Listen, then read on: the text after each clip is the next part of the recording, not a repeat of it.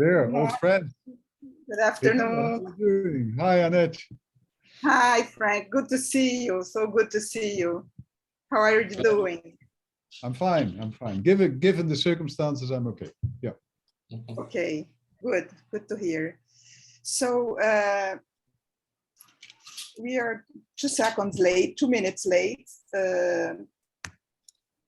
Frank, we will have today people watching in YouTube, and we will have people watching later. It will be recorded if you agree. That's fine. Okay. So it is my honor and my privilege to introduce Dr. Frank Cobelens. He doesn't really need introduction, but he's a professor of global health at the University of Amsterdam and the chair at the Amsterdam Institute of Global Health and Development. He was formerly the scientific director of the famous Dutch NGO KNCV and was appointed full professor of epidemiology and control of poverty-related infectious diseases in 2011. He has led and collaborated with several infectious diseases researchers around the globe, including Brazil, our privilege, our honor. He is currently dedicated to a consortium of vaccine development to end infectious diseases. So thank you so much, Frank, for accepting this invitation. And with no more ado, over to you. Thank you so much. Thank you, Anete, and thank you very much for having me. And it's really a pleasure to do this. Also because this was a very interesting topic that I had to wrap my head around a little bit, because this is all happening as we speak. Now let me try and share my screen, and then I think you have to enable screen sharing. Yeah. Try again. Right, there we go. Right, so let me first do this, and then I'll try and let's get this out of the way. Right. Do you see my full screen now? Yes. Excellent. So, so as I said, this is sort of happening as we speak. So this is also for me a very interesting topic, and to think through a little bit what the lessons from COVID vaccine development, what they actually mean or could mean for infection, for elimination, for other infectious diseases. So first of all, I have no conflict of interest to declare. I'm not with any of the companies that you hear about. I mean, we all know that the world has really changed since we have vaccines, and there are quite a number of vaccines now that are either part of the common childhood vaccines that are generally provided through the expanded program in immunizations, and you see them on the left. It's a long list. It all, probably as you all are aware, some of them are very old, like old BCG for tuberculosis, poliomyelitis vaccine, pertussis. Some are relatively new, like rotavirus and human papillomavirus. So this is a list that is still being expanded. But of course, there are also a number of vaccinations that are there for specific indications like cholera, dengue, Ebola, influenza, and so forth. So there's really a long list of vaccines that are already in use.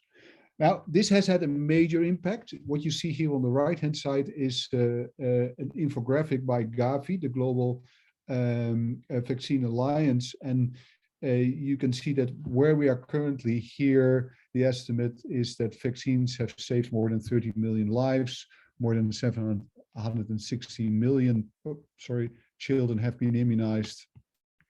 And the expectation for the coming 5 years that this will almost double. And as you can see on the left, there's been a huge improvement in vaccine coverage worldwide. As you can see here, is the proportion of children that are undervaccinated since 1990. So that's come down from 90% to about 20%, although you do see that it is not equitably spread around the world, especially in Africa. The proportion of unvaccinated children is relatively high still. There's obviously also a need for new vaccines to tackle all those other diseases that there are. And this is from the list that is on the WHO website. And you can see that there are a number for general use here on the left, green. So this is quite a diverse set of vaccines, for example, group A and group B streptococci, obviously HIV-1, obviously malaria, even though there is a vaccine now that has been approved or endorsed by the WHO, there is still room for better vaccines. But for example, also respiratory syncytial virus, an important one, schistosomiasis, and an improved vaccine for use in adults and adolescents for tuberculosis, to name but a few. And on the right-hand side, you can see that there's also need for vaccines that can be used in emergency context. Covid-19 obviously is one, but there are a number of other ones that maybe you haven't thought of, like Lassa fever, Marburg virus disease, MERS, COVID, coronavirus. But for example, and obviously Zika, but for example, also what's called disease X, which will be the next pandemic virus, if you will. Now, just to give you a bit of a heads up on what, because we're going to talk a lot about this, what the standard vaccine R&D pathway entails, I'll run you through a few slides here. So it starts with discovery, that's the first stage, then comes the so-called preclinical stage, then comes clinical development, which is down into phase 1, phase 2A, 2B, and then phase 3, after which this is generally called a so-called regulatory or pivotal or licensure trial. Then comes registration or licensure by competent regulatory bodies, and then comes introduction. And usually there's a lot of post-licensure work studies that are done, for example, pharmacovigilance for rare side effects, looking at effectiveness and so on. So just to go over each of these, so the discovery stage is really about identifying the antigens that elicit an immune response, a protective immune response, trying to build that into a platform, and the platform is basically the type of vaccine. We'll talk a little bit more about that. About any adjuvants that may be needed. Some platforms can only work with adjuvants that prime the immune system for a particular type of immune response. There are then and a whole bunch of other things that need to be done in this discovery stage. And then there is usually the proof of concept studies, which is done in animals. In the preclinical phase, much is actually about developing this particular antigen vaccine into something that can be reproducibly used. So it's the chemistry, manufacturing, and control. So much here is about quality assurance. There will then be preparation studies for phase 1. These are dose ranges, and these are all in animal studies and maybe extended animal studies. For example, comparing a particular candidate across animal models. Then in clinical development, phase 1 is typically done in healthy volunteers. These are small, so-called first-in-human studies that are really primarily looking at safety and immunogenicity. So safety is really the important thing here. And of course, also to see whether a particular antibody response with a certain immunological readout is achieved. Phase 2 then is generally done in the population of intended use. And that looks at safety and tolerability, immunogenicity, but importantly also at dose finding. And that particular dose is then generally used in a phase 2B study that looks at, again, at safety and tolerability, but now with bigger numbers. So as we go to the right-hand side, numbers become bigger. Immunogenicity again, but also already some indication of clinical efficacy. So looking at the clinical endpoint in the study population. And again, this is done in the population of intended use, meaning, for example, if we are looking for a particular vaccine in children, this will be done in children. And then in phase 3, what is generally looked at is the clinical efficacy. That's really the most important endpoint for registration, but safety and tolerability are very important as well. And of course, this is done in population of intended use. Generally, this steps in terms of numbers go like this is usually 10 times bigger and this is usually around 10 times bigger. So the further we go to the right, the bigger these studies become, which also means that the risk basically involved becomes bigger. So these are really all meant to, if you will, to decrease the risk that you end up with a vaccine candidate here in phase 3 that and phase 3 studies are generally quite expensive, that in the end will show not to be effective. And this is also called the valley of death. So this is really these are really the phases, or actually some people say there are two, there's a valley of death here and there's a valley of death there, but it's really where particular candidates may actually fail, and that means that all the investments are lost, and companies or others that develop vaccines will need to look to at the next candidate.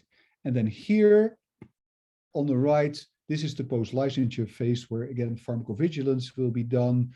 Studies will look at real-life effectiveness. So this is after and during introduction of this vaccine in the population, looking at implementation barriers, public health impact, cost effectiveness, and so forth.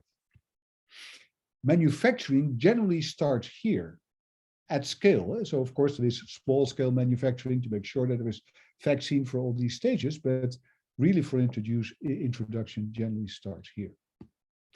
And these are the time points where decisions are taken. So here are generally decisions taken about, are we going forward to the next stage? So these are sort of go, no-go points in clinical development.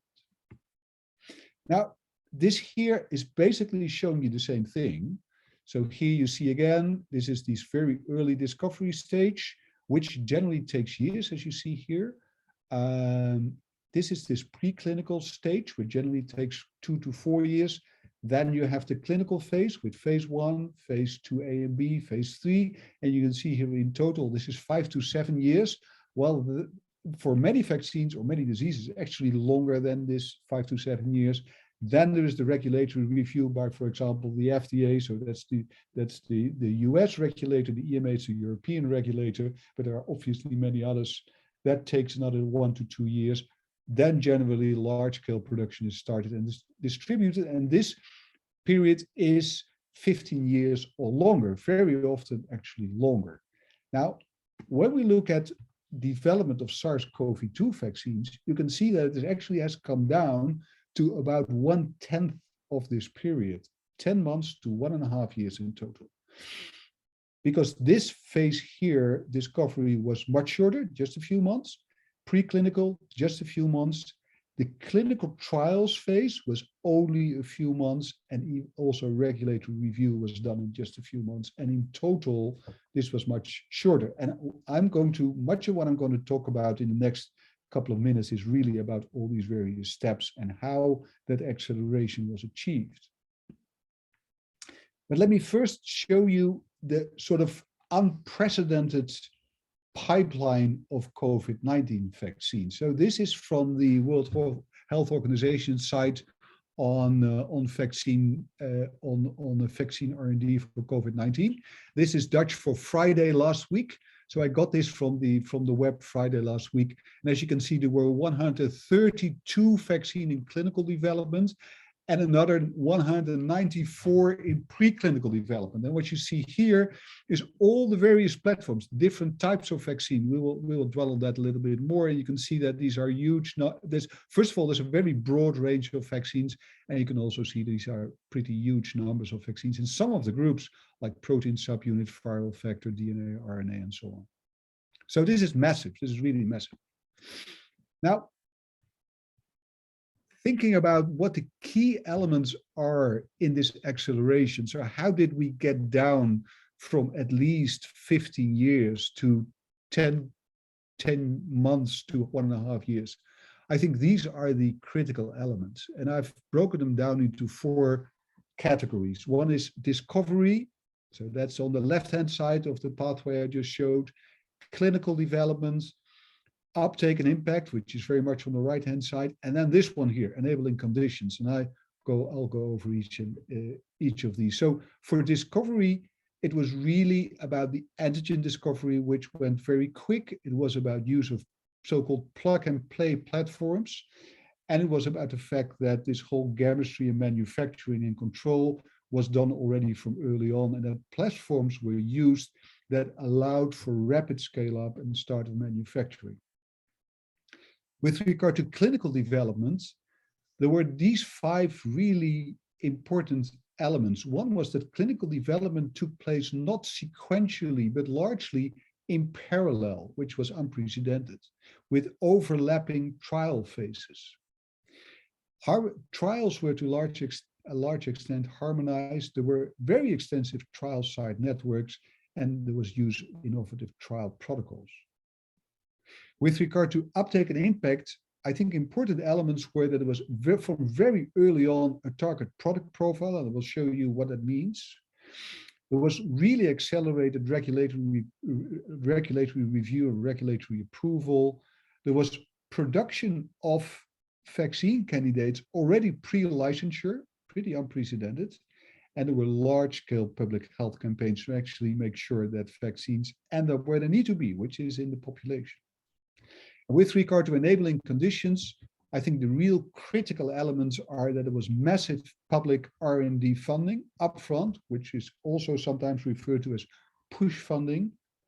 That there was a strategic approach to vaccine R&D. So, and I'll dwell a little bit more on that.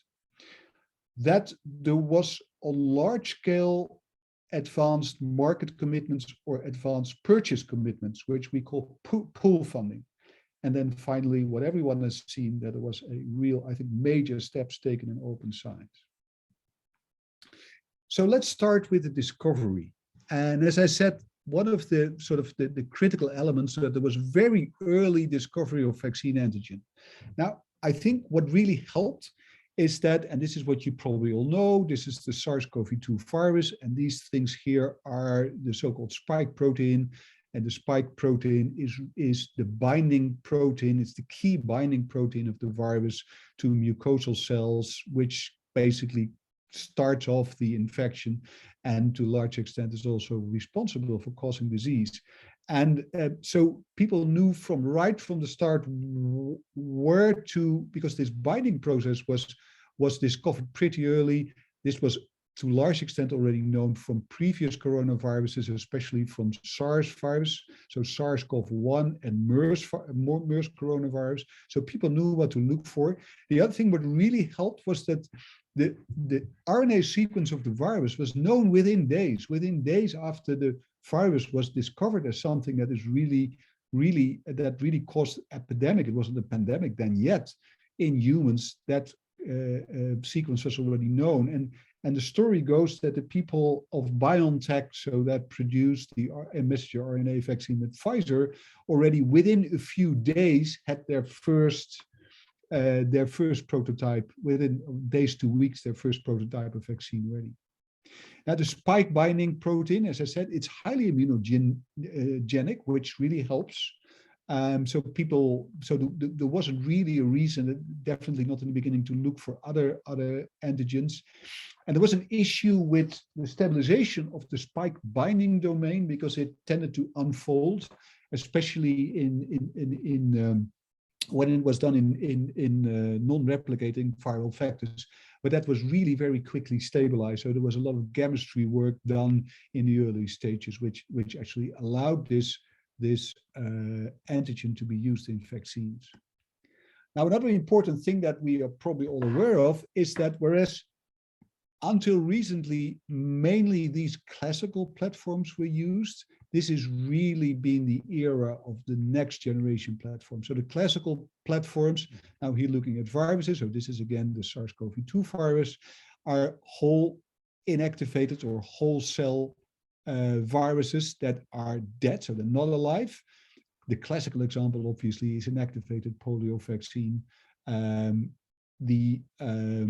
The second group are the live attenuated virus. So these are viruses that still go through a couple of replication cycles. And by that, they are generally more immunogenic, also with a broader immune response. And the classical example of that is measles, mumps, and rubella vaccine. Then there is the protein subunit vaccines, where protein, so for example, the spike protein is linked to a carrier, is either just as a protein or linked to a carrier protein. That usually has to be given together with an adjuvant. And there are virus-like particles, which I won't dwell on now. What we have seen is especially these two viral vector and RNA platforms that hadn't been used at large scale. Viral vector vaccines, and these are non-replicating vectors, are basically harmless viruses like adenoviruses that cause common cold, that are used as a carrier for the antigen of interest. So in this case, the spike antigen. So they are sort of built in through molecular methods into this virus, and that is then injected as the vaccine. There was a little bit of experience with it, especially from Ebola vaccine, but it hadn't been done at a very large scale in other vaccines.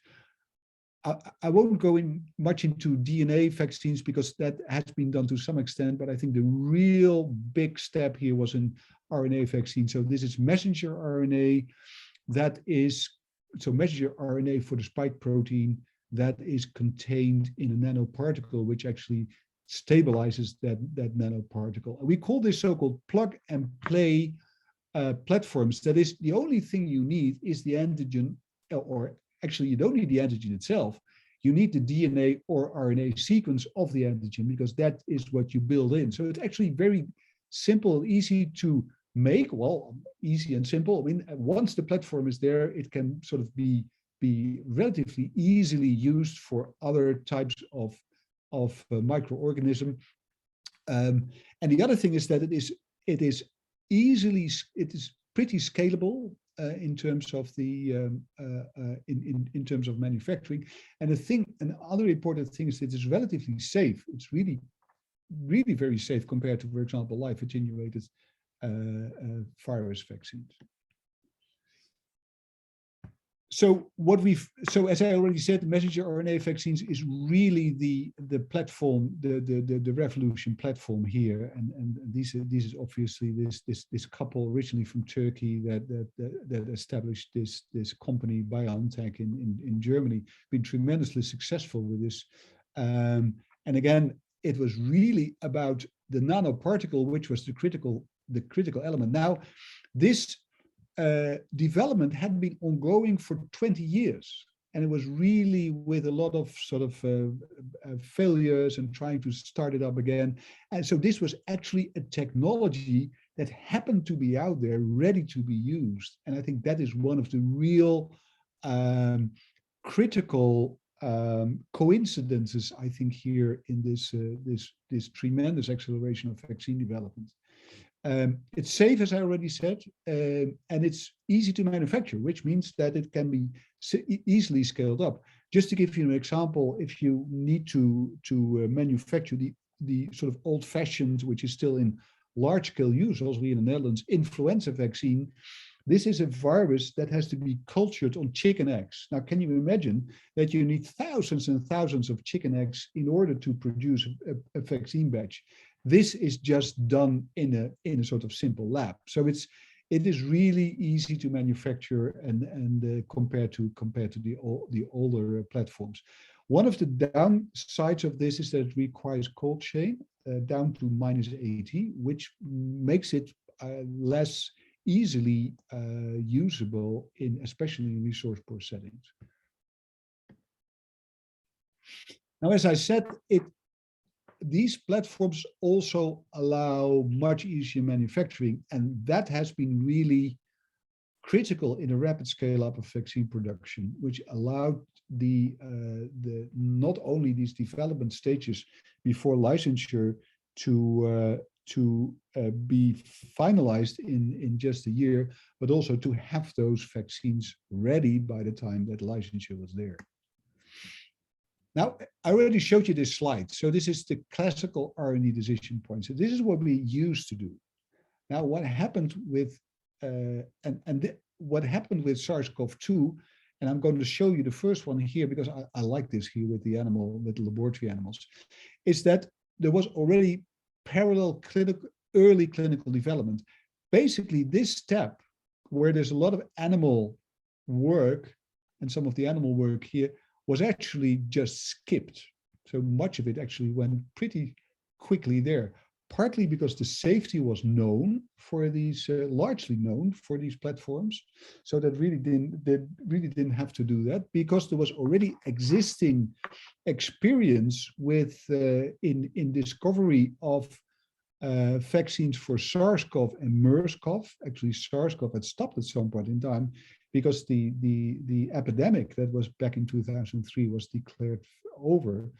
And the other thing is that people just took risks. They said, okay, we just try this immediately in humans and we just skip the efficacy in animals.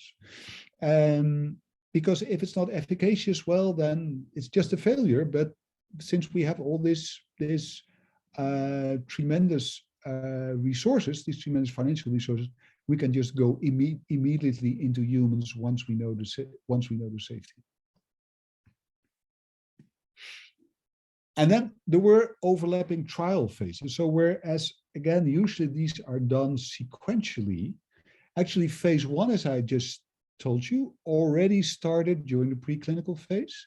Phase 2B partly overlapped with phase 1. Once the initial safety was clear, they went immediately into phase 2B, sometimes even and skipping phase 2A, not looking at dose finding in this stage, not looking at another safety, sort of a bigger safety trial, but immediately going into this phase 2B trial where safety, early efficacy, so indication of efficacy, immunogenicity, and so on were taken on. And very early on, during the phase 2B study, already moved into phase 3, sometimes by just doing the same study, saying, okay, once we have sufficient indication that this is likely going to be effective, we would just continue this trial as a phase 3 and scale up in terms of sample size. So that was really sort of a very new approach. Another very new approach in clinical development was trial harmonization. Now, what you see here is the original idea, and I think it was a great idea, that the World Health Organization came up already, as you can see here. This is a document from 9 April 2020, so just after the pandemic had been declared. And this was really the idea of having a master protocol. And a master protocol means that this is one really big, you can see it as a big international study where several different candidates can be included. So the idea was really that candidate vaccines could enter when the trial would be ready, that harmonized enrollment criteria and trial endpoint would be used, and that, for example, a single control arm could be used, or placebo arm could be used as the control arm for various other candidates in different other arms. This also importantly increased the likelihood of participants that would receive a candidate vaccine, because you would have more people in vaccine arms than in the single control arm. It would ensure consistency of evaluation. It would allow adaptive designs, and adaptive designs means that during the trial you take decisions on where you go, for example, with regard to the final sample size that you need, or whether you would kill particular arms by saying, well, if you would have a particular candidate in one particular arm that's not doing too well, that suggests that it's not going to be efficacious or not as efficacious as you want it to be, that you would actually stop that arm and that you would have new enrollments, new participants enrolled for other arms. And it would have a single ethics and trial steering committee and a single data safety monitoring board that looks at safety and tolerability. Now, this was the idea to do that from the WHO in this, what they had the solidarity trial, but now the solidarity trial, which they did for drugs, but now do it for vaccines. That really didn't really happening for a variety of reasons, but the principle was adopted in many of those trials. Another element that really was important, that there was a huge network of trial sites that could be used. These were partly trial sites that had been in use for other diseases. For example, the HIV vaccine trial network, that, for example, many, I think several here in Latin America were part of it as well, but I know for sure that most of these trial sites here in Africa were part of the HIV vaccine trial network that could be put in use immediately for COVID-19 trials. These were the trial sites. These were not all trial sites. Many of these other companies had separate trial sites, but these were the ones that were developed and used under Operation Warp Speed, about which I'll talk in a minute. And another thing to mention is that in many cases, they actually started off with larger sample sizes than they needed, because the idea was enroll as many people as we can. And if then during follow-up, it turns out that we don't need all the endpoints, we can stop early. So that was really also a new way of looking at things. And there was competition for recruitment, basically meaning that if you have 3 different trial sites and your total sample size would be 3,000, that you wouldn't say each has to recruit 1,000. No, we recruit until we have 3,000. And we just stop once we have that, and every site itself can go up to 3,000. So you could potentially end up with 2,000 in one site and then 500 in both others. That was also, I think, something that really worked here. And then there were really innovative trial protocols. There were many of these trials used virtual platforms for recruitment. Could be done online, randomization was web-based, consenting was done online on a mobile phone, diaries that were used for safety, for reactogenicity, were often done online. Because there were lockdowns because of COVID, visits were done through telemedicine, so through smartphones or computers. There was a lot of digital communication with the trial participants and also otherwise in these trials. The outcomes were reported by patients. So if the outcome was clinical COVID-19 infection, then it started off with people the trial participants just reporting any symptom that they have, and that would then trigger a PCR test if certain criteria were met. And for these trials, they were often monitored centrally online. So monitors didn't have to go to all these sites and do all the source document verification, because everything was online anyway, so it could be done from any place in the world. Now, with regard to uptake and impact, I think what has been tremendously important is that very early on, it was clear what the world was looking for when it came to COVID-19 vaccines. So very early on, the WHO came out with a target product profile for COVID-19 vaccines. Now, target product profiles have been used now for over a decade, I think, in many disease areas, both in fact, and not only in vaccines, but also in drugs and in diagnostics. And they basically specify what is needed. And this is often done with or by the World Health Organization, because that really defines the product that in the end they would be willing to endorse. And that is very important, because if the WHO recommends a particular product to be used, that is usually taken up by countries, because the WHO has this very important role as a guideline developer and a guideline issuing body. And the second reason is that, especially in very poor countries that are donor dependent, that donors generally will look at WHO endorsement, so they will only pay for WHO endorsed products. Now, this particular target product profile, which came out already at 29 April last year, so this specifies, that's what all these TPPs do, the preferred and minimal or critical vaccine characteristics. So it says so you generally have 2 columns. One says, this is what we really want to see, but if you can't meet that standard, this is what we want to see at minimum. So these were these characteristics with regard to all these things that you see in the list here. So it's indications for its use, contraindications, which target population, what is the minimum safety and reactogenicity, what is the minimal efficacy, and then for which disease endpoint? Is this for severe disease? Is this for any COVID-19? Would it be for for SARS-CoV-2 infection and so on?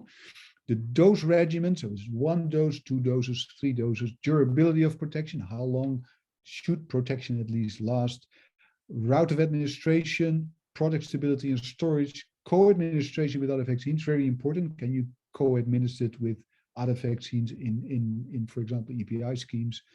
Whether it should be single or multi-dose presentations. So how much goes into a bottle, basically. Issues around or requirements around registration and WHO pre-qualification, and then how accessible is it? And for example, cold chain requirements affect this accessibility. So this was put out very early on, so manufacturers knew what to produce and what benchmarks they need to set. Now, another thing that was really important were these early regulatory review and approvals. So this was a so-called rolling review. So they would already in these very early stages, they would already start reviewing the data. Generally, what the FDA and the EMA do is that they wait until they get a complete dossier here, and here you have all sorts of consultation steps where they say, well, we'd rather see you use a particular endpoint, or you should definitely also include this particular group, or we want to see a minimum efficacy of so and so much if this vaccine is going to be licensed in the US or in Europe or elsewhere. But here it was actually reviewing already in these early stages and actually saying, okay, this is going somewhere, and if you do X, Y, Z, we would probably in the next step review. And there were emergency use authorizations, which means that they were based on the authorizations were for specified conditions, so specified target populations, for example, requiring that post-licensure additional data would be collected that could then allow expansion of those indications. So this emergency use was very important, and that allowed this to be a much, much shorter period than usual. Now, and this is a very important one that I already mentioned. So whereas normally you would only start producing a vaccine here once you know that it can actually be introduced, companies actually started production here already. And this has to do with the funding, and I'll come back to that. But it was really tremendously important because this phase usually takes a couple of years before you have a vaccine that can actually be put to market. You have to set up the, so setting up a vaccine production facility is not an easy thing, I've been told. Because for every vaccine you basically need to build a new facility. So this really takes a lot of time. The quality assurance takes an awful lot of time before everything is up and running. So they already started this while the trials were ongoing. Now and then, of course, but we're really now talking about the introduction of vaccines. There have been these large-scale public health campaigns. As you can see here, you see here the sheer numbers of vaccines that have been given. Like this is the first dose, number of people who received the first dose. This is data from yesterday evening, and you can see here that in India, almost 800 million people already got a vaccine. So this is in less than a year. This is really a tremendous achievement. I mean, also here in the United States, many other countries, including Brazil and Indonesia, very large countries, very big numbers.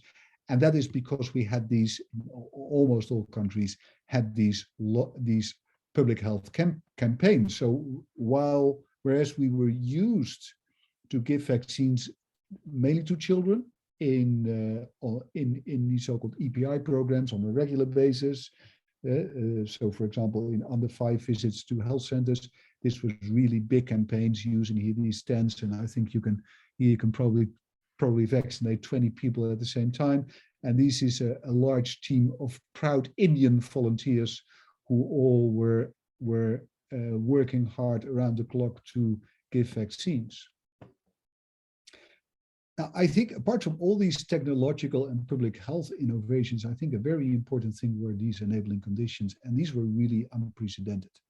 Now, what this showed you here, so this is about the public funding for research and development. Now, what you see here, and I just got it from the internet. I mean, you can see it everywhere. This is from March 2021. This shows you how much funding went into R&D. Now you can see there's a very little bit here in philanthropy from the United States. This was basically the Bill and Melinda Gates Foundation.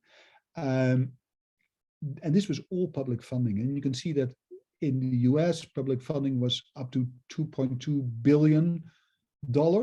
In Germany, it was $1.5 billion, UK 500 million, and so on and so forth.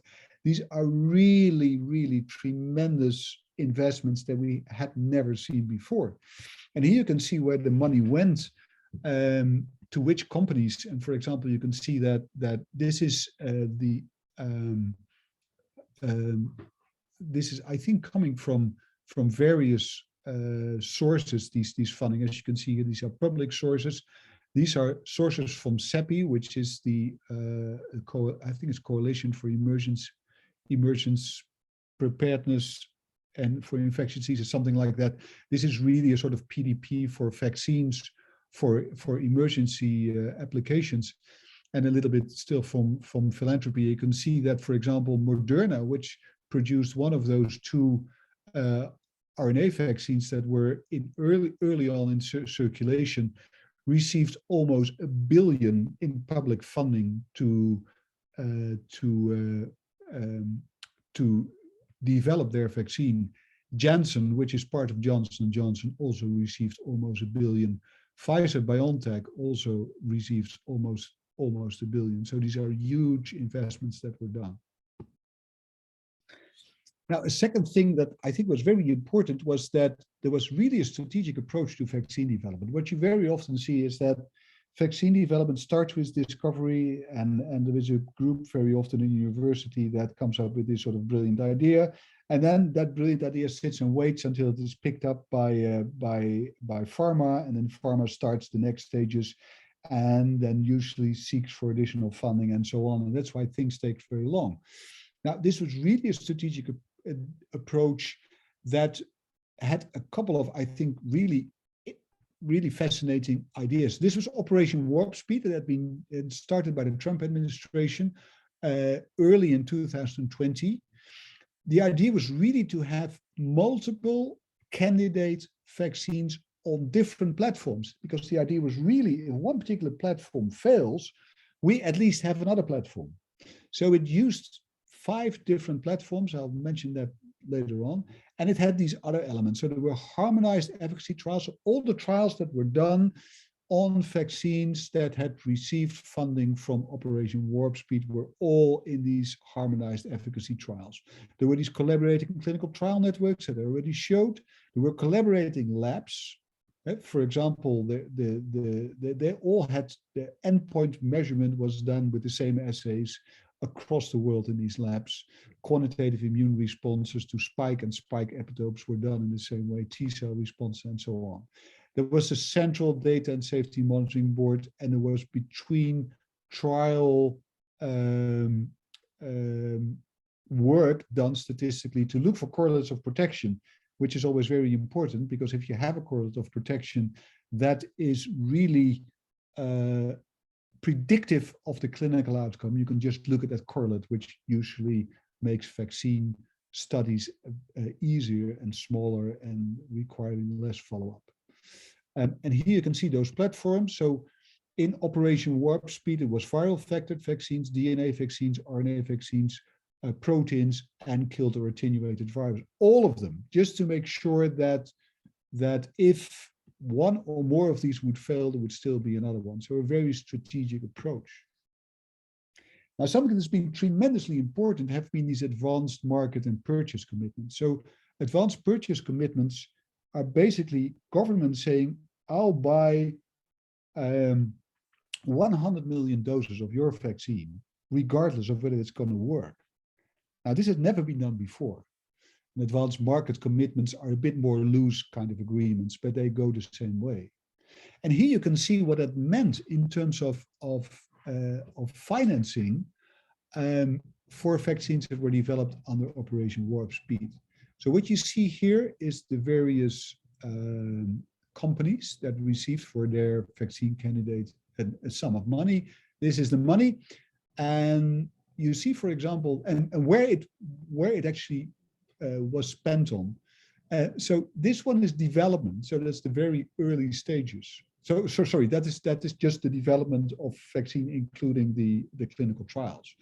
Now this is a combination of development and manufacturing, and then this is manufacturing. And you can see, for example, Pfizer, the Pfizer vaccine actually got 2 billion, not for the vaccine development, because Pfizer didn't want that. They used other funding for that, but they got commitments. So these are basically purchase commitments for $2 billion. So that allowed them to produce these vaccines while they were actually testing them. So before they actually knew that they were going to be effective, because they didn't run the risk. The risk had been taken over by external funders, in this case, the US government. The same has happened, for example, here for Moderna. You can see it was even more.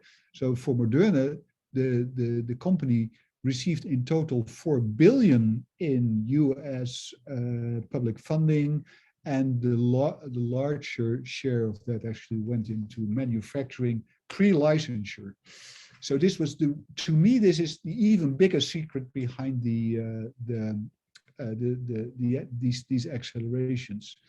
And we've seen exactly the same thing with European governments that bought vaccines in early stage. Obviously, this had, and I'll say a little bit more about it later on.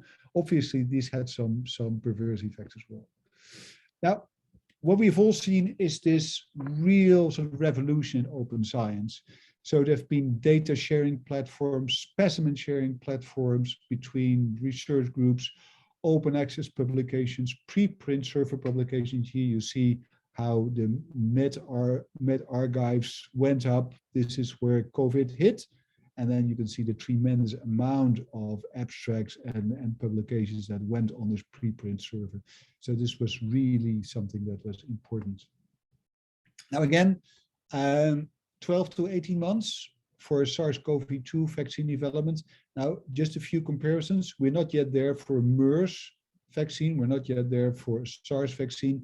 And those have been on the way for 6 to 17 years. Ebola vaccine took 15 years. Polio vaccine took 60 years. Obviously, it was an earlier stage, but 60 years between the first epidemic here in the USA and when the first vaccine became available. So again, a very much accelerated timeline. Now, it was not all positive because a couple of things went wrong, which I think really undermined and are still undermining global impact. And I think that's also a lesson to learn.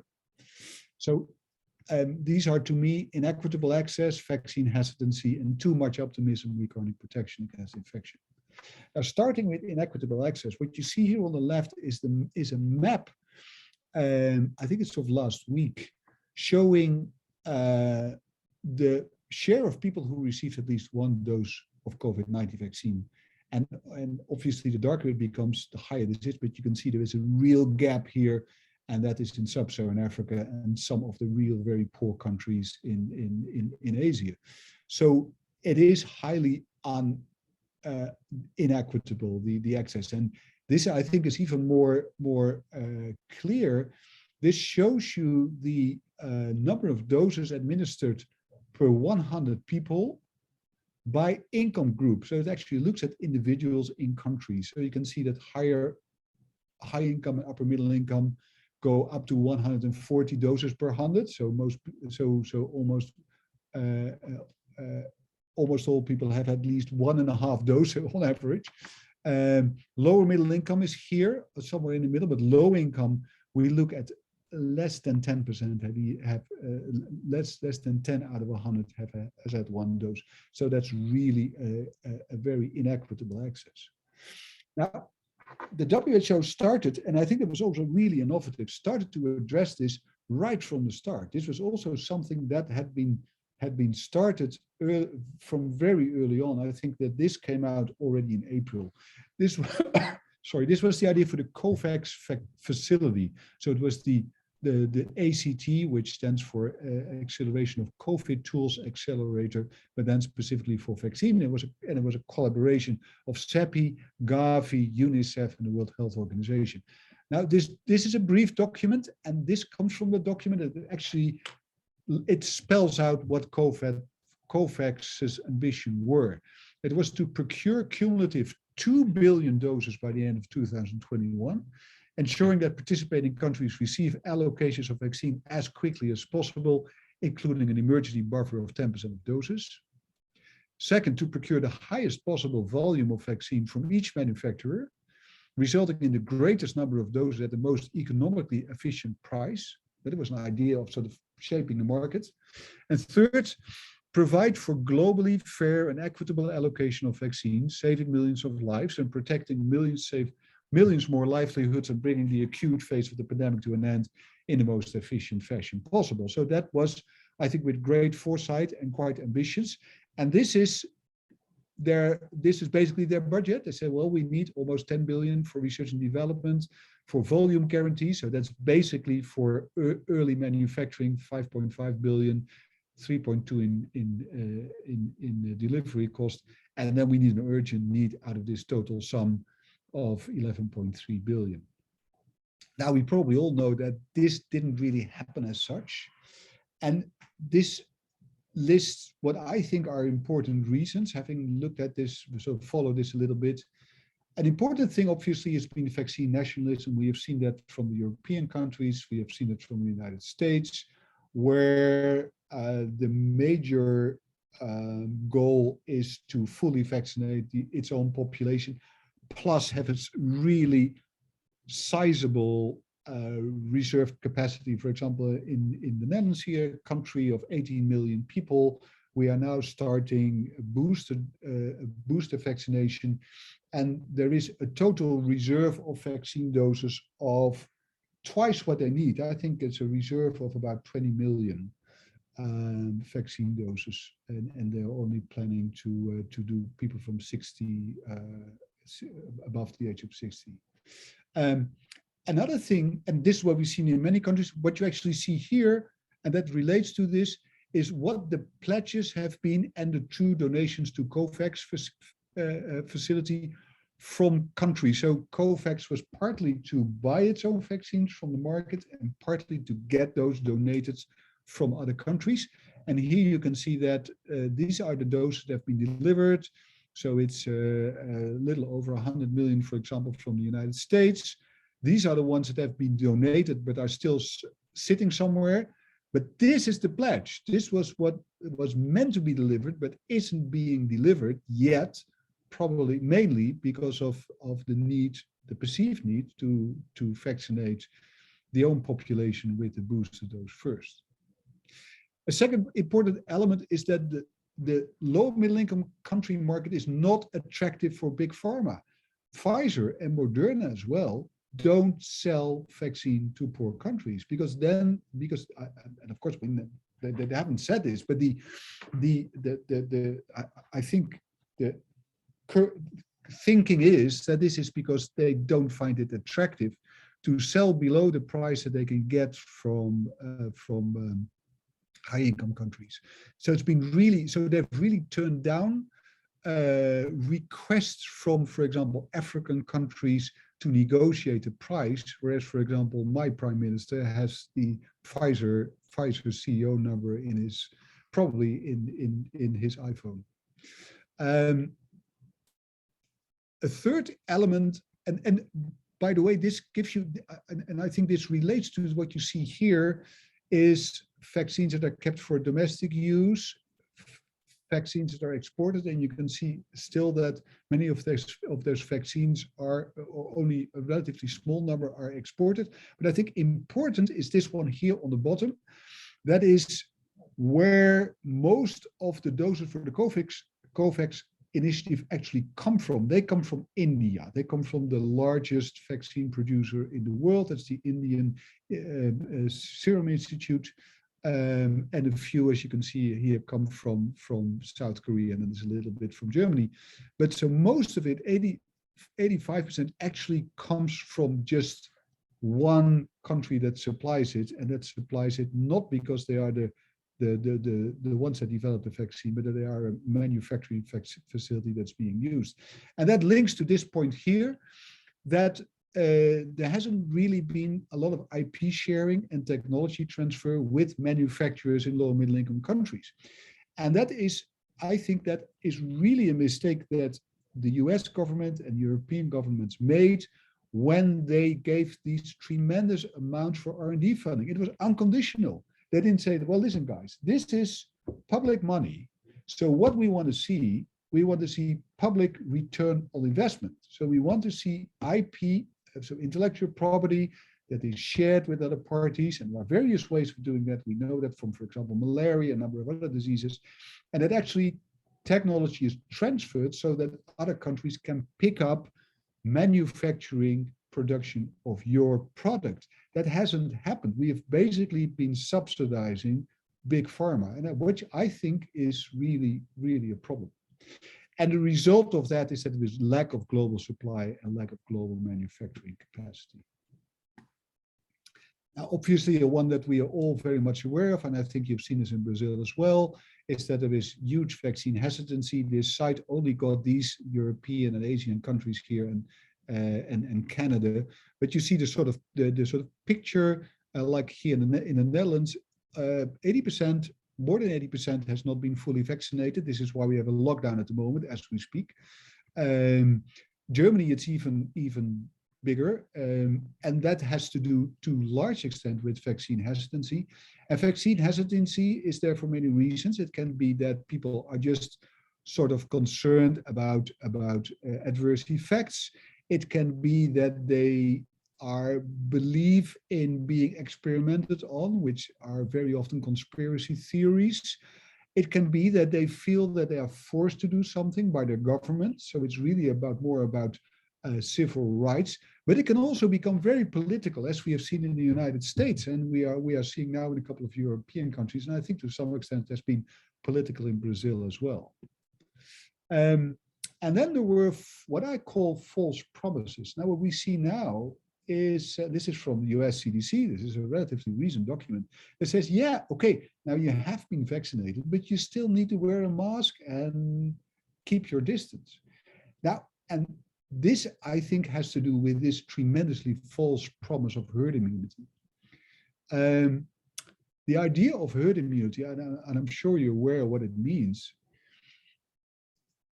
herd immunity actually only happens if those who have been vaccinated are not anymore capable of transmitting the agent, the infectious agent. And they are with SARS-CoV-2.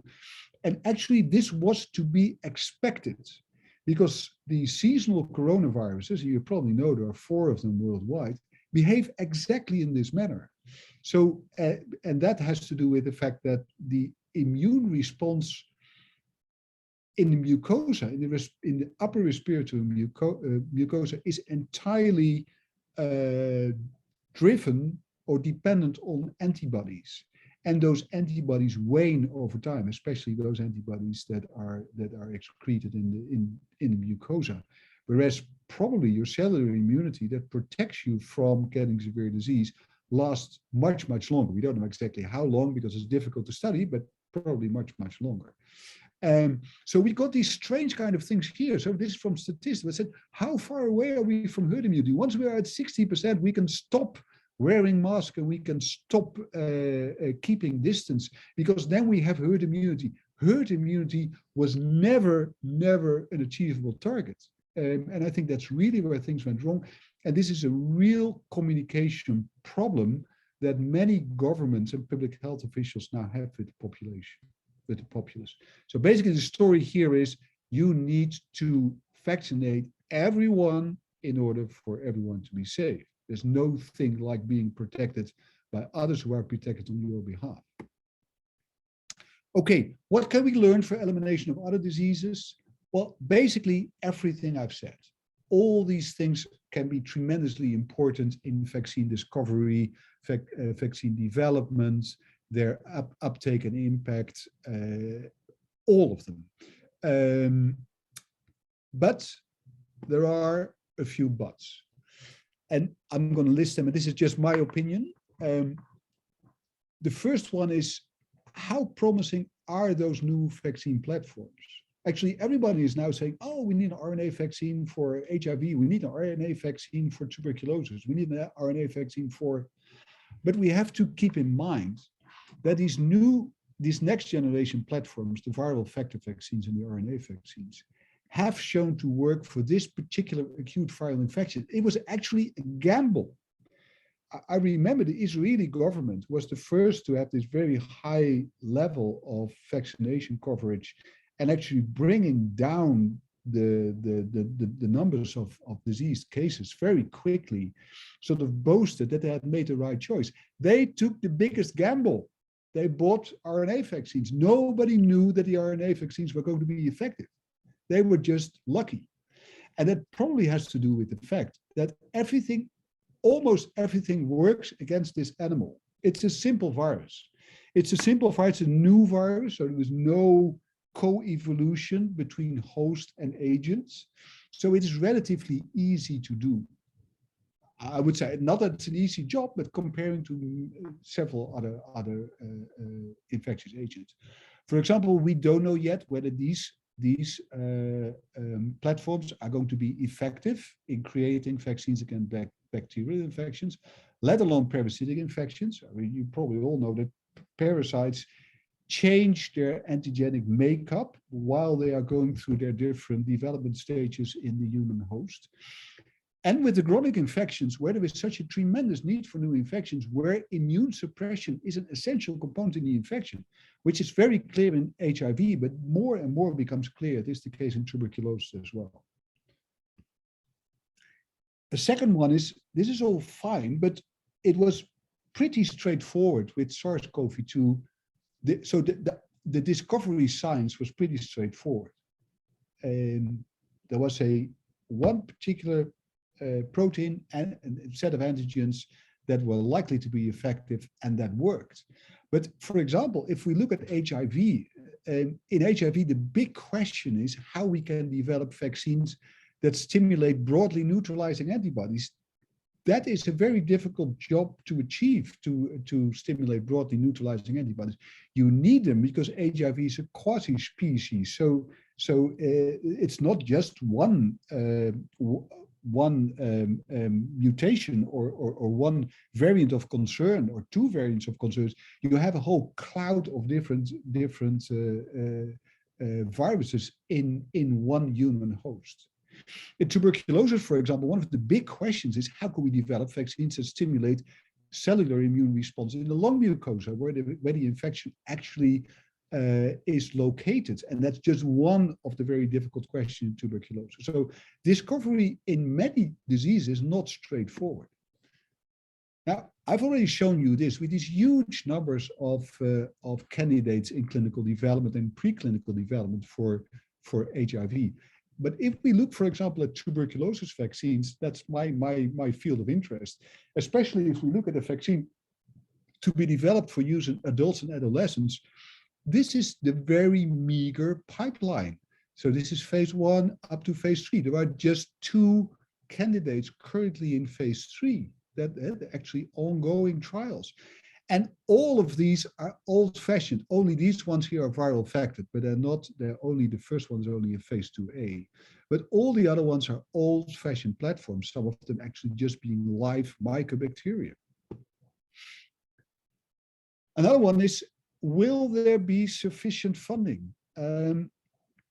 We have already seen this tremendous funding that was around for COVID-19 up in the billions. Now, this is for tuberculosis. This is the progress towards a global 5-year plan for TB research funding. This is for vaccines. This is for basic science. This was a plan running from 2015 to the end of 2019. This is where we actually were. 3 billion, what was estimated to be needed over a 5-year period, just little over 200 million that had actually been spent. And you see here for basic science, you have a similar kind of picture. And this is where the money comes from in TB. And you can see there are just two sources that are responsible for more than more than 3/4 of the funding. That's the Bill and Melinda Gates Foundation, and that's the US National Institutes of Health. So for example, European funding is really very meager, a little bit from the European Commission here. There is a little bit of commercial funding. For example, BRICS countries, India, Brazil, South Africa, don't invest, at least not at the government level, hardly in tuberculosis vaccines, whereas they have bigger numbers. And then the other thing is obviously, how do we guarantee sufficient manufacturing capacity and pools? Now, this is the picture I showed you. This Operation Warp Speed, it's huge investments in manufacturing. So there would be pre-licensure manufacturing. That's where most of their money went. Now, this is all fine, but these are rich economies. So they have a reason to spend for their own population. Now, this is the picture of tuberculosis worldwide. And you can see that the darker again it becomes, the more tuberculosis there is. These are the poorest countries in the world. So how are these very poor countries able to achieve such a pool? How are they going to bring in manufacturers? And then, of course, a key question, can we overcome vaccine hesitancy? And actually, I think the fact that we have seen so much vaccine hesitancy is not just because this is a pandemic, but also because this is almost for the first time a vaccine that has to be given in adults and adolescents. And of course, we have the influenza vaccine that's given at old age, but we have seen similar thing with the human papillomavirus vaccine given against cervical cancer in girls. Although already there we saw vaccine hesitancy. And so there's quite a number of things we have to overcome. I mean, clearly we have to overcome all the misinformation and fake news through social media. We have to make sure that people actually do access information that is relevant and that is true. But of course, the big question is, can we trust scientists? And I think we have a crisis. There's a political crisis, and I think there is a crisis worldwide in authorities, like democratic authority being questioned, but also with the authority of science being questioned. And that is a real difficult thing to overcome.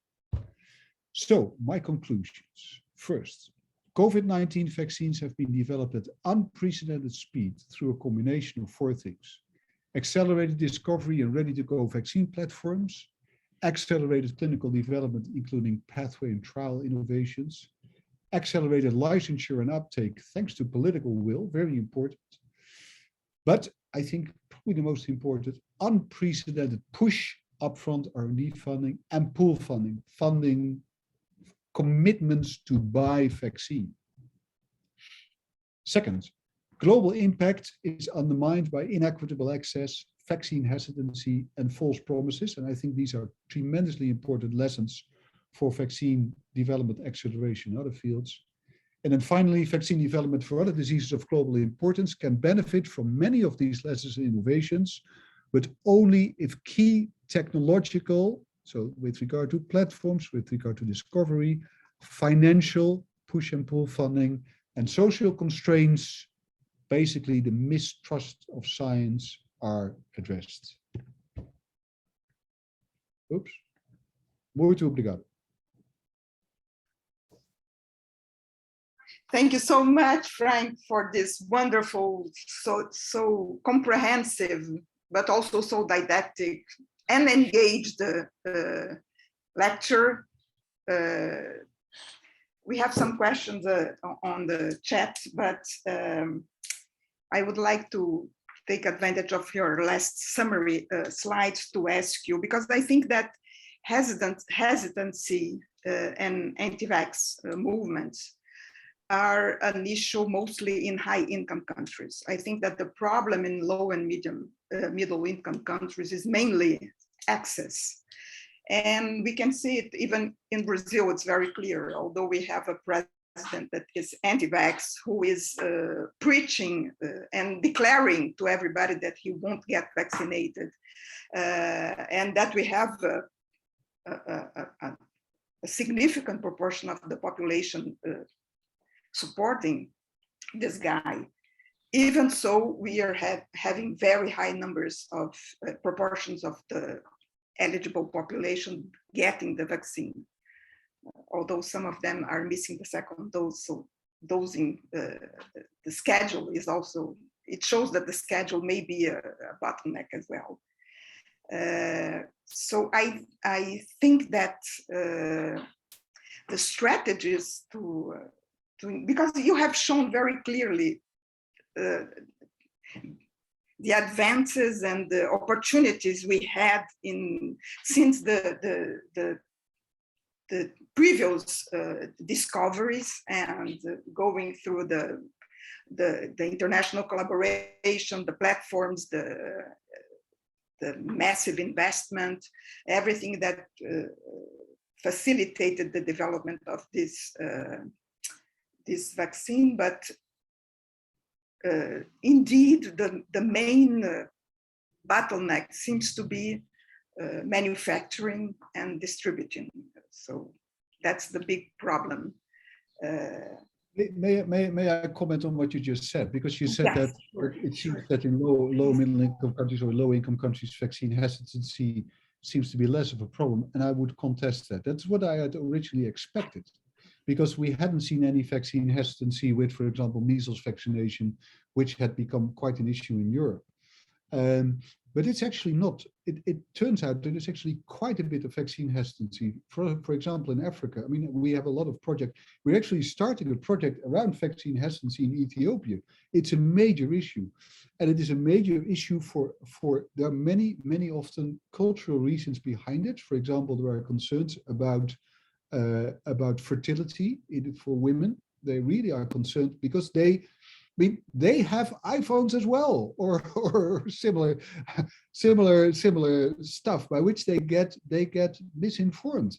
And I know from my colleagues, we have a lot of collaborations with Uganda, that it was really difficult to get people in Uganda, even healthcare workers, convinced that they should take a vaccine. There was a lot of misinformation.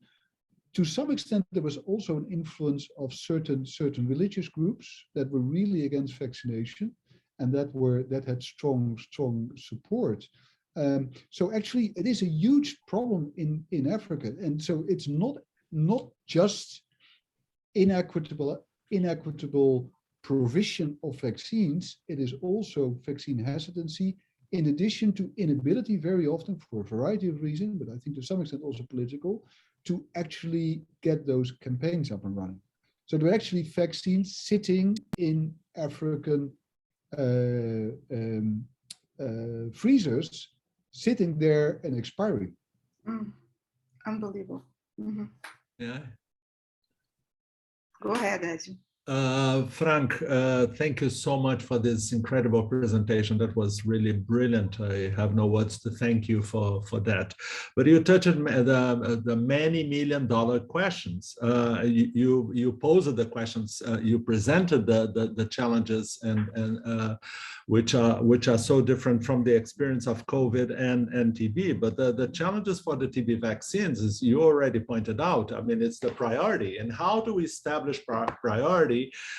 Because what drove the response also to have so many products in the market, I mean, was the fact that the rich countries were affected.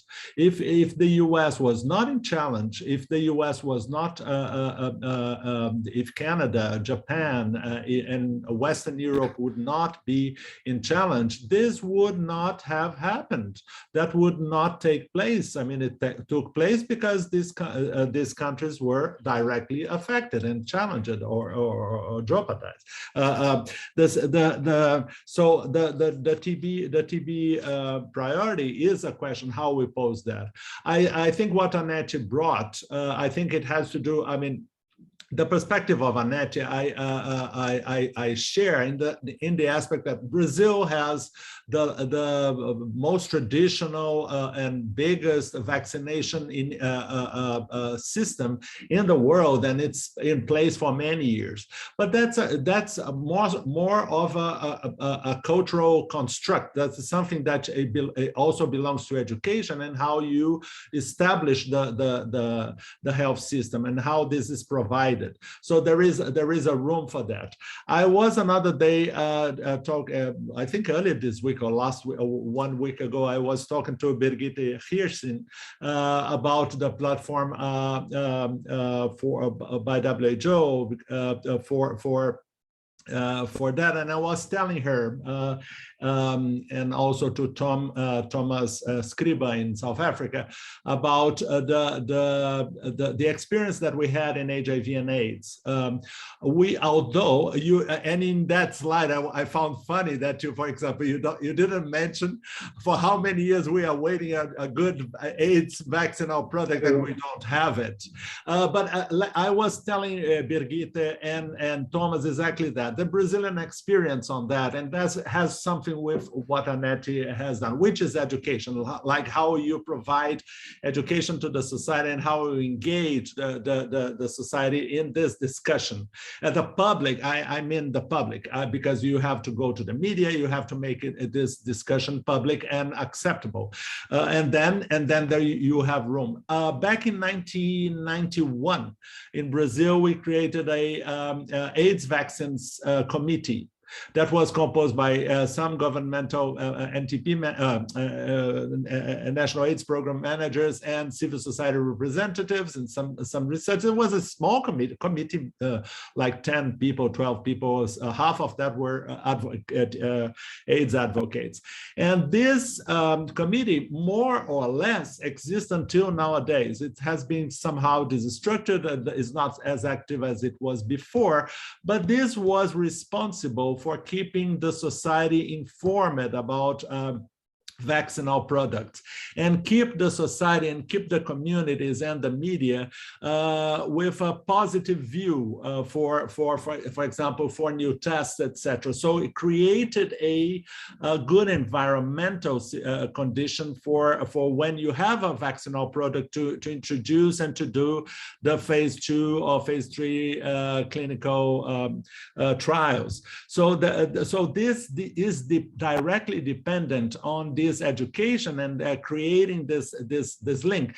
And what is amazing about this experience in Brazil is that although we have not had any good AIDS vaccinal product, I mean, some were promising in the beginning, but when the clinical trials went on, I mean, we know the results. Still, the society there is room for recruitment and a good perspective from the media. So this is well taken, so to say, by the society. So I believe what you mentioned about the African experience that you had and some other countries, that all depends on that, which is the education of the society, and to create a good, because what is happening today with this anti-vaccines movement, this conservative movement and this disinformation system that we are living in, this is part of a organized initiative. So this is meant to disorganize. So we have to build the opposite. We have to build information. We have to provide information. We have to engage people. We have to engage the discussions. We have to provide to create this these conditions. It is fabulous that WHO has been creating these platforms, especially to boost the development of and it's amazing the progress that WHO has been doing in the last years, despite the critics of it. I would like to mention also that I am engaged with the EU Pearl initiative for a master's protocol regarding several studies. So we are discussing that. So this is something that that has to be taken. And this is good also to tackle one of the ugliest things in clinical research is when we see researchers and sponsors fighting for competing for recruitment is one of the ugliest things that you can see in science. And I think this could help that as well. The aspect of the ethical aspects of for example, of any platform has also to do with how do we assume that we should not assume that people have the same level of understanding. For example, if you provide a gadget, or if you provide a applicative for people to do an informed consent, let's say, you cannot assume that the person that will replace the real understanding of the informed consent, etc. I'm just playing here the devil's advocates, because I know that the communities would raise that. So people, for example, having a super simplified way, which I find fantastic, but I foresee an obstacle on guaranteeing that the participants would be really understanding what they are involved to. You touched also other aspects that depends on this advocacy, that what went well and went easily, and ça va sans dire, that goes without saying about why it was speeded up by FDA and EMA regarding the anti-COVID vaccines. And the early regulatory review is something that we have to build even within the WHO context. So, but I don't know if we have a clear product profile for TB. When you listed the target profile that was established for COVID, brilliantly done by WHO, do we have the same for the TB vaccines? Do we have a target profile for the development of TB vaccines? And how do we speed that up? Because again, you brought the question, and you also brought the answer, which is a question, still a question mark. How do we develop something which depends? You showed that. I mean, the private sector depends on public money to do their work. So it's public money which pay the private sector to work. And then the private sector is also dependent on public money to buy their product. That's wonderful. That's the ideal scenario. I wish that this would be replaced by public universities, because then the state would be paid, would invest in itself. But it's just transferring money to the private sector to develop, and then the state has also to guarantee that it will be bought. That's brilliant. And then the private sector is in the perfect world. We are paid to do our work, well paid to do our work, and you guarantee that we will do business. That's how the work functions, right? So this, I think that's quite perverse. And that's what excludes people from reaching these vaccinal products. We saw the disparity and the ugly scenario. Thank you for your slides.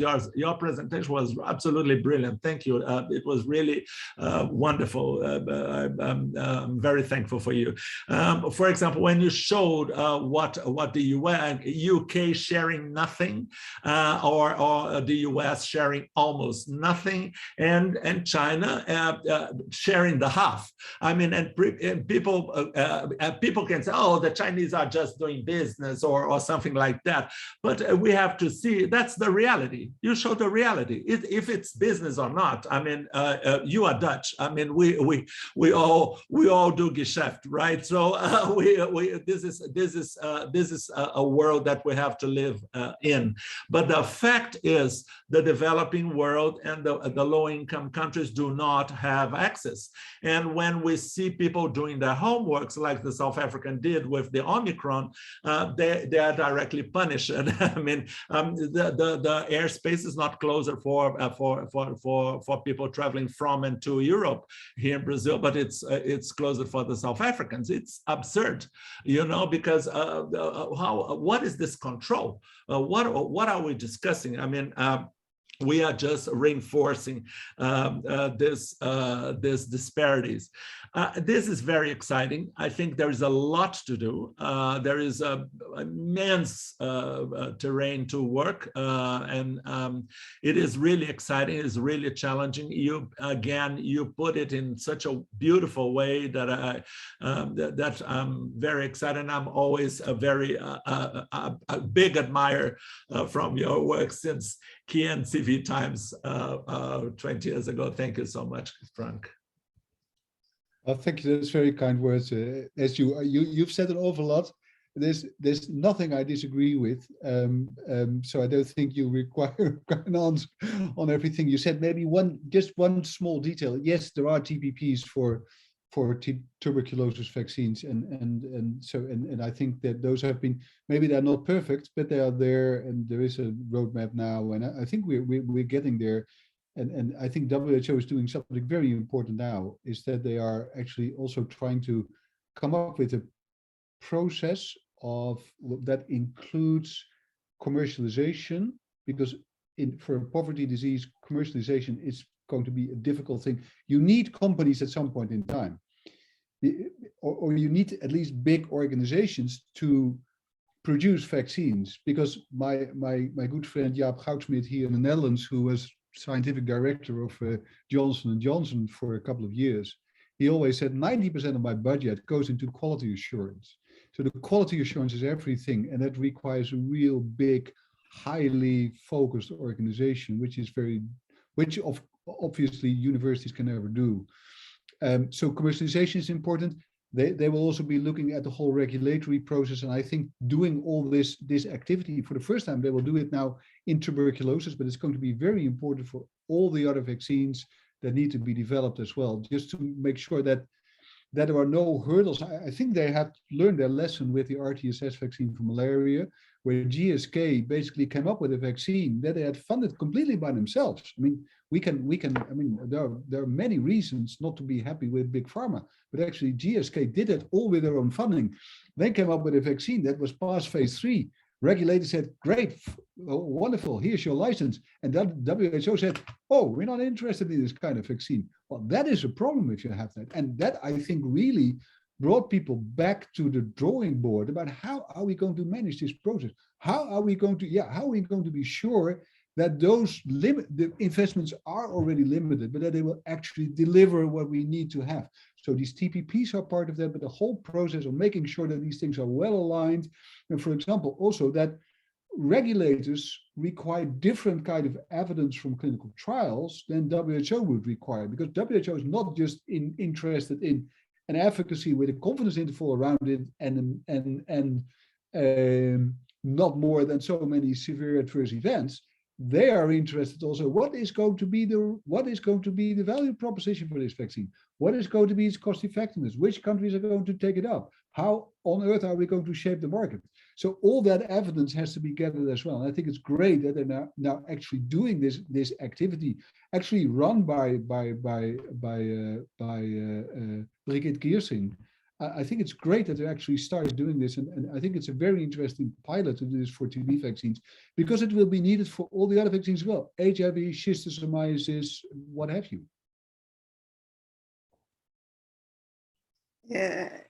We have a couple of questions in the chat I'm going to read for you, not necessarily by subject, but by order of appearance, so we sorry about that. So Lizzie is asking you, can you please speculate how the time frame will be to produce vaccines for new variants, if needed? What do you think about that? It's a very up-to-date question. Well, I think the time frame is not too difficult, because if you, because I said these are plug-and-play platforms. So you basically, so if it's I assume this is about COVID-19 variants. So all you need is an RNA sequence. So you change the RNA sequence, and there you are, and you produce it. The question, of course, is how well will it protect, and can you actually use correlates of protection, laboratory correlates of protection, to have a good sense of the protective efficacy, or do you actually have to look in humans? I think the difficulty with looking in humans is the endpoints. So the mild disease endpoint is, I think, was a very important one in the early stages of vaccine development. But now I think what people are interested in is basically two things. They're interested in severe disease as an endpoint. So how well is that, are you protected against that on the one hand, but also to what extent can vaccines actually be used to block transmission? And thus far, they're not very good at that. And is that related to variants? It probably is, because those variants, I mean, why do those variants pop up? Because they evade immunity. That's why we see them. Otherwise, they wouldn't be there. So they have a transmission, they have a fitness advantage. And that is because they evade immunity, whether that be natural immunity due to natural infection or vaccine-induced immunity. So new variants are bound to pop up. And now, of course, the big question at the very end will be, are we going to allow ourselves to be in a constant race with this virus for new variants? Because, to be very blunt, the only ones who are really going to benefit from that is pharma. Because every time we want a new vaccine, and after we vaccinate again. Whereas if these vaccines are highly effective and remain highly effective against severe disease, we should probably let go of the requirement that it protects against infection. We'll probably just be looking, well, that's obviously what everyone hopes. Nobody knows for sure. Let me say that up front, also for myself, but it's a hope.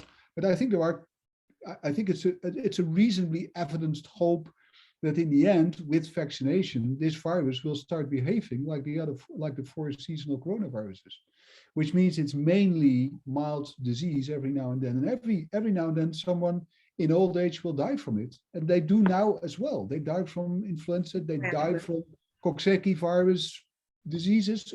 And so I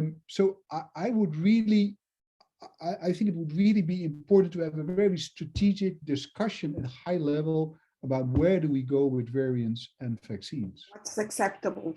Mm-hmm. Yeah, sure. And I think we have to keep in mind that there is something to me reassuring about this virus, which is also the reason for its success. The reason for the success of this virus is that it is highly transmissible before severe disease. That's why it's so successful. Because if you would just if everyone who would transmit to others would only do that when they are with drenching fevers in bed, there wouldn't be this much transmission. The fact that it has become a pandemic is because it is highly transmissible in the subclinical phase or a preclinical phase. Now, that has a corollary. That is that disease or propensity to cause disease has no direct selection pressure. Because whether or not it causes severe disease doesn't matter for its transmissibility. So this virus is not selected for severity unless there is a coincidental link between the two. For example, with Delta virus, there is a sort of coincidental link that it increases the amount of virus that is produced in the nasopharynx, and when transmitted, probably there is part of the effect in severity of disease is a dose effect. So you get more virus inside, more virus makes it down to your lower respiratory tract, and that's why you see more disease. And there's actually been some interesting epidemiological stuff, amongst others, from Leo Martinez, who is actually a TB researcher who looked at that in China and actually found quite some I think strong epidemiological evidence that this is actually the case with Delta. So unless these things, with the exception of these kind of effects, you don't expect new variants to be more or less disease producing than others. Yeah, it's a smart virus. It's a evolution. It's. I call them. I call them smart bugs when I teach epidemiology. Yeah. So let me go ahead. Yeah. So there were questions. Valeria Rola, who you know well, had to go, but she asked about you showed us a slide where you say that WHO says that there is a need for adult TB vaccine. Can you just explain quickly? It will be on record. Yeah, why, right. Why it's different? Why specifically an adult vaccine? Yeah, so there are actually 3 TPPs out. There's also one for an improved vaccine for children. But we have BCG. I think BCG is pretty effective in protecting against severe disease in early childhood. So that's disseminated tuberculosis or miliary tuberculosis, TB, meningitis, and it's pretty effective in all populations in preventing deaths in children, in young children. What it doesn't do is prevent, at least not consistently prevent or protect against tuberculosis disease in adults. And in that sense, does not protect against, also not against mortality in adults, but also not in transmission, because it's pulmonary tuberculosis in adolescent adults that contribute to transmission. So there is a real need for a vaccine that can actually do that, particularly that. And that is a long way to go. Yeah, I can talk forever on tuberculosis vaccines if you want. I know. That's my day job, if you will. Yeah, one of my day jobs. That's one of the reasons why we love you. So Richard Anthony is asking if you think that some historical flu epidemics may have been coronaviruses. That's a good question, Richard. As always, yeah, good questions from you. Yeah, it may actually be, and I think that there's been quite some sort of historical epidemiology done that suggests that it was indeed the case. I haven't really kept up with that literature, but it seems that some of them in the 19th century and before that may actually have been coronavirus epidemics. And the idea behind this is that there are those four seasonal coronaviruses, and I think some of them probably have been in the human population for a couple of 100 years, but some of them from relatively recently, then I'm talking 1 or 2 centuries, so that it may actually be that those have been, that they started off with something similar as we are experiencing now, and once everyone had encountered infection and had at least some sort of immunity, not against infection and being transmissible again, but against severe disease, it sort of moved into a relatively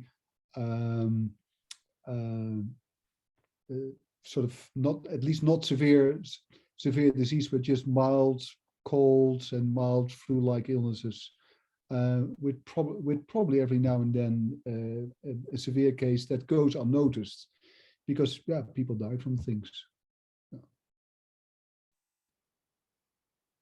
I have a question as well. You have mentioned how the strictly lab vaccine produced vaccine are easier to do and quicker to do than the vaccine, the egg-based vaccine. But what about the need for the cold chain, and what about the costs as well? How do you think this comes to a balance? Well, yeah, that's a good question. I've actually, I don't have a quantitative answer to that. But yes, I mean, the minus 80 cold chain is a problem, especially in poor countries, obviously. It's not a problem that cannot be overcome. I think with technology, you'll probably be able to solve that. And if it means that these platforms really allow you to really quickly scale up manufacturing, then the balance may actually be sort of positive towards these platforms. So I think the world will see more use of platforms that are quickly adaptable, as I said, plug and play, quickly scalable, and then the sort of the downsides on the delivery end are perhaps not taken for granted, but are solved by technological innovation. That's how I see it. That's what I expect will happen. We see, I mean, if you look at, for example, the tremendous acceleration in development of electric cars, I think that is something similar. I mean, once you have the concept and you're okay with the concept and people start buying it, you will see that technology starts solving those problems. Okay, any other questions from the audience? We will send you the chat because there are many comments and many people thanking you. This was a great conference, really, really. Ricardo, do you have any final thoughts that you wanted to share? Or? Oh, I would like to thank Frank for the great talk. I think everybody enjoyed. I can see from the comments that you're unanimous in how great not only your experience and expertise, but how clear and comprehensive your talk was about all the aspects regarding vaccines. And I had one final question regarding vaccine hesitancy that Anete mentioned that it's mainly a problem in rich countries, but as you mentioned, this also happens in poor countries. I was watching a talk with Heidi Larson. She's an anthropologist, that's director of the Vaccine Confidence Project. And she was talking about how in Nigeria, when they were doing the polio vaccines, there were rumors about the vaccine being laced with HIV and questions about fertility and how it's all a problem of trust between the public and science and between public and authority. And my question for you is, do you think now that in democratic countries, if we will ever be able to overcome some type of hesitancy, or if this is something inherent with some skepticism that everyone should have about aggregations of power and authority or science. I think one of the main things about, one of the main drivers about this vaccine hesitancy is about this having a healthy distrust or a healthy skepticism about things and not accepting the power of authority or what people say to you. So do you think this is something that we will never be able to overcome, or do you think there's some way or some manner that we Well, I think, yeah, I think it's a very important question, but it's also very hard to answer. And because you're right, because it is the fact that people are skeptic about what they get injected, I think is healthy. I think but the problem that I think that we see is that people are skeptic about a whole bunch of other things that don't make sense. For example, the idea that you get injected with a chip that allows Bill Gates you to do X, Y, Z. Yes. That I think that is pretty weird, isn't it? So, I think it's the mixture. So there is a healthy basis, but it is to some extent, I think, misused. I think I side with Andrew here that to some extent there is also sort of to some extent even political reasons to do that in some groups, that because it's a way of destabilizing societies, and I think that's where it becomes very difficult. And I don't know. I mean, maybe this is a bit of a pessimistic look, but the COVID pandemic is small compared to what we're up against in the coming 10, 20 years, which is climate change. And there we will see this, I think, magnified manifold, this problem. And this is even bigger because this is about people's livelihoods. I mean, COVID-19, yes, of course, you can't go to a bar. But once you can't drive a car anymore or really have to change your way of life, things really become difficult. So I think these are huge challenges that authorities, that political systems are confronted with. I don't think it's an answer to your question, to be honest, but I think we're in for a long period of these kind of difficult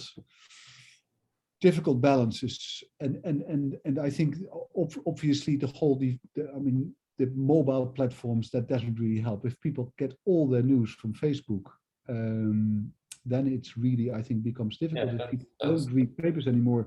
I had this girl that said, well, I'm not going to, it's actually, it's a friend of one of my sons. And she's an anti-vaxxer, and she said, I'm not going to talk to your father anymore because he has an answer to all my questions. So if that is the attitude, then it becomes very difficult, isn't it? Yeah. Okay, yes. Thank you. Thank you so much, Frank. It was a pleasure seeing you, and people were very glad to meet you again, even if virtually. Yeah, and thank you very much for inviting me again, because I had 2 hours that felt like I was in Rio de Janeiro, where I haven't been for a long time, but I would really love to come back. Miss you. So thank you very much for that. Thank you. Bye. Bye-bye. Bye. Bye, everyone. Bye-bye.